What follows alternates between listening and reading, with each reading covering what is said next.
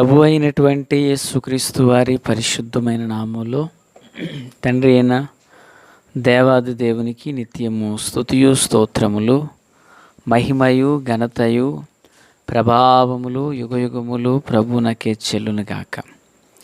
ఆత్మీయులారా, బాగున్నారు కదా? దేవుని మహాకృపను బట్టి మరో పర్యాయం మనం ఇలాగున కలిసి ప్రభుని స్తుతించే కృపాభాగ్యం మహాదేవుడు మనకు అనుగ్రహించున్నారు. దయగలిగిన ఆయన ఆత్మచేత సమభూమి గల దేశమున ప్రభు మనలందరినీ నడిపించునుగాక. ఆమేన్. నేటి దినాన వాక్య ధ్యానమై ద్వితీయోపదేశకాండము 6వ అధ్యాయం 7వ వచనం నుండి 13 వరకు ఉన్న వచనాలను ధ్యానం చేయబోచున్నాం. ప్రియులారా, మూలవాక్యమై 7వ వచనం. నీవు నీ కుమారులకు వాటిని అభ్యసింపచేసి నీ ఇంట కూర్చున్నప్పుడును, త్రోవను నడుచున్నప్పుడును, పండుకున్నప్పుడును, లేచినప్పుడును వాటిని గూర్చి మాటలాడవలెను. సూచనగా వాటిని చేతికి కట్టుకునవలెను.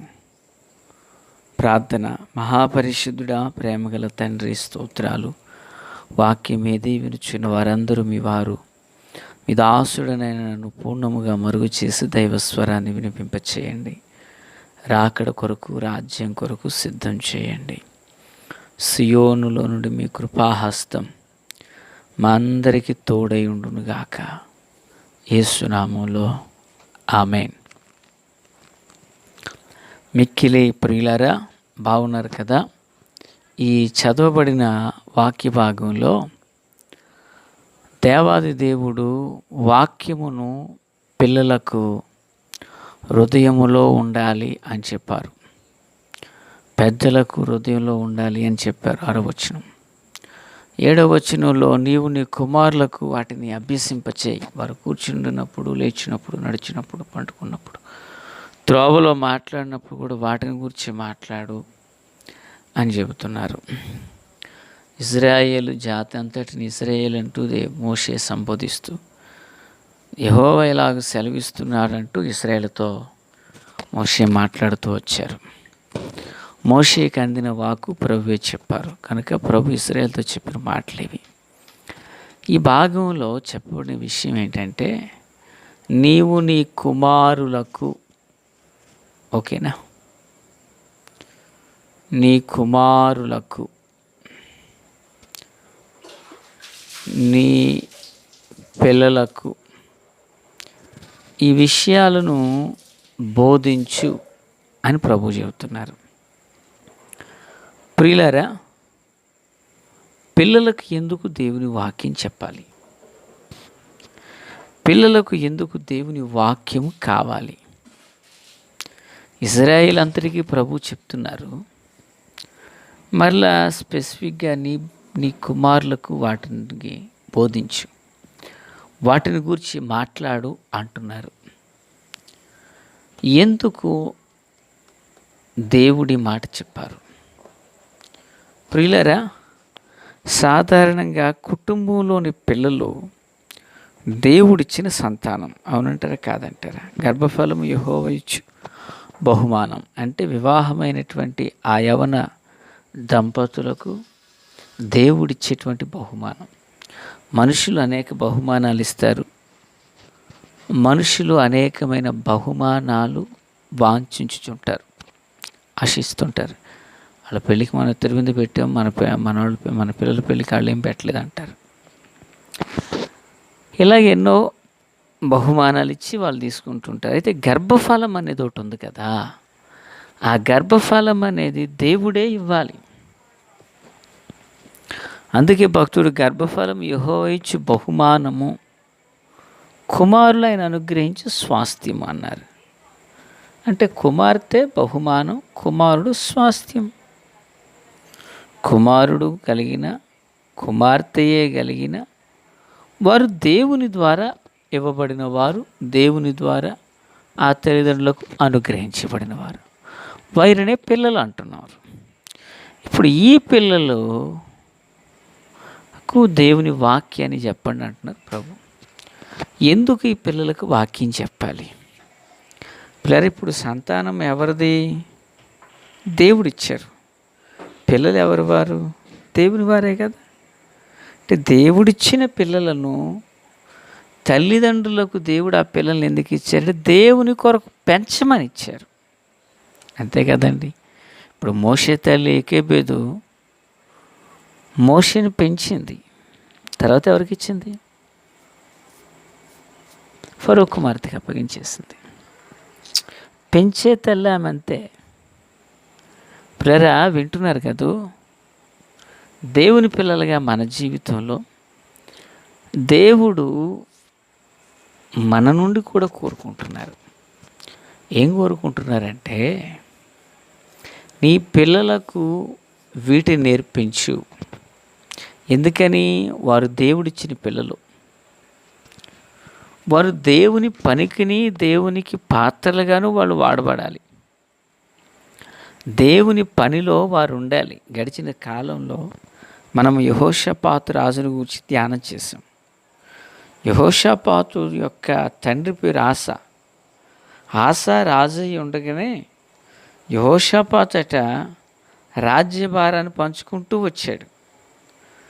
రాజ్యంలో సమతుల్యతలను సరిచేయడానికి ఇష్టపడ్డాడు. ఒకానొక రోజు తన తండ్రి అయిన ఆసా మరణించిన తర్వాత యెహోషాపాతు అద్భుతంగా రాజు అయ్యారు. దేవునికి మహిమ కలుగును గాక. ఆత్మీయులారా, ఇప్పుడు ఆ యొక్క యెహోషాపాతు దేవుని యొక్క కృపను బట్టి, దేవుని యొక్క దయను బట్టి, దేవుని యొక్క వాత్సల్యతను బట్టి దైవానుగ్రహాన్ని పొందుకున్నాడు. ఆసా మంచి భక్తిపరుడు. తన కుమారుణ్ణి ఒక దైవభక్తిగానే పెంచారు. అంటే దేవుడిచ్చిన పిల్లలను దేవుని కొరకు పెంచడమే తల్లిదండ్రుల యొక్క బాధ్యత. అందుకే ఎఫెసీయులకు రాసినటువంటి పత్రికలో మహాదేవుడు భక్త పౌలు ద్వారా చెప్పిన మాట ఏంటి? మీరు జాగ్రత్తగా ఉండండి, తండ్రులారా మీ పిల్లలకు కోపాన్ని రేపొద్దు, ప్రభు యొక్క శిక్షలో దయలో వారిని పెంచండి. ఎందుకని? ఈ బిడ్డలను దేవుడిచ్చారు గనక దేవుని కొరకే వీరు పెంచబడి దేవుని నామానికి ఘనత తెచ్చేటువంటి పాత్రలుగా, పనికొచ్చే పాత్రలుగా వారు ఉండాలని ప్రభువారు ఎదురు చూస్తున్నారు. దేవునికి స్తోత్రం. ప్రియులారా, కనుకనే వారు దేవునికి పాత్రలుగా మారాలంటే వారిని, అందరికీ తెలిసిన సంగతే, మొక్కే వంగనదే మానే వంగదు కదా. ఎలా వంగుతుంది? కనుక బాల్య దినాలలోనే దేవుని యొక్క వాక్యం వారి హృదయాలలో భద్రపరచబడాలి. లోకం వారిని అంటకూడదు, లోకం వెంబడి వారు పోకూడదు. లోకం యొక్క పోకడ, లోకం యొక్క తీరు వారిలో ఎక్కడ కూడా పనిచేయకుండా ఉండాలంటే ఖాళీగా ఉన్న హృదయాన్ని దేవుని వాక్యంతో నింపివేయండి. వింటున్నారా పిల్లరా? మన చేతిలో సరుకులు ఉన్నాయి, మన ఎదురు ఒకటి నిండు డబ్బా, ఒకటి ఖాళీ డబ్బా ఉంది. ఇప్పుడు ఎందులో వేస్తాము? ఖాళీ డబ్బాలు. నిండు డబ్బాలు ఎందుకు పాడు చేసుకోవడం? ఇది ఖాళీగా ఉంది కదా, ఇందులో వేద్దామంటాం. అలాగే ఈ పిల్లల హృదయము దేవుని వాక్యంతో నింపబడితే ఇక లోక సంబంధమైన తలంపులతో నిండుతుంది. ఒకవేళ దేవుని యొక్క వాక్యం చేత నింపబడకపోతే ఆ ఖాళీ హృదయాలు సాతాను చేత, లోక సంబంధమైన ఆశల చేత నింపబడతాయేమో. కనుక నువ్వు కూర్చున్నప్పుడు, లేచినప్పుడు, త్రోవను వెళ్ళినప్పుడు, పండుకున్నప్పుడు వాక్యం గురించే మాట్లాడు. ఈ వాక్యం ఆ వ్యక్తులను కడుతుంది.